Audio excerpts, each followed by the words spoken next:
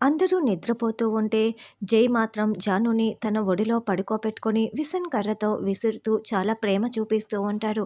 అలా జాను నిద్రపోయిన తర్వాత జాను దగ్గరున్న మొబైల్ని తన చేతిలోకి తీసుకొని ఇక జాను చేస్తున్నట్లుగానే విశ్వకి మెసేజ్ చేస్తాడు. విశ్వ, నువ్వు నాతో ఏదో ఒక ముఖ్యమైన విషయం మాట్లాడాలి, స్పెషల్ పర్సన్ని చూపిస్తాను, నిజం చెప్తాను అని ఏదో మాట్లాడాలన్నావు కదా.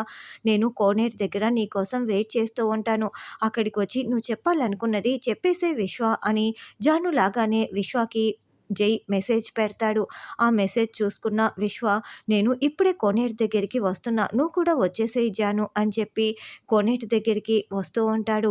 ఇక జై జాను లాగా అదే కలర్ శారీ కట్టుకొని ముఖం చూపించకుండా కోనేటి వైపుకు నిలబడి విశ్వ వచ్చే లోపల రెడీగా ఉంటాడు. జాను, నువ్వు నాకంటే ముందుగా వచ్చేసావా? నీకు ముఖ్యమైన విషయం చెప్పాలి జాను.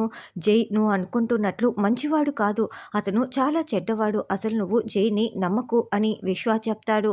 దాంతో వెంటనే జై, ఈ విషయం చెప్తావనే కదరా నేను జానులా చీర కట్టుకు వచ్చాను అని మనసులో అనుకుంటూ, నీ ప్రాణాలు తీయటానికే ఇక్కడికి వచ్చాన్రా అని మనసులో అనుకుంటూ వెంటనే విశ్వ చేయి పట్టుకొని విశ్వాని కోనేట్లోకి తోసిపడేస్తాడు.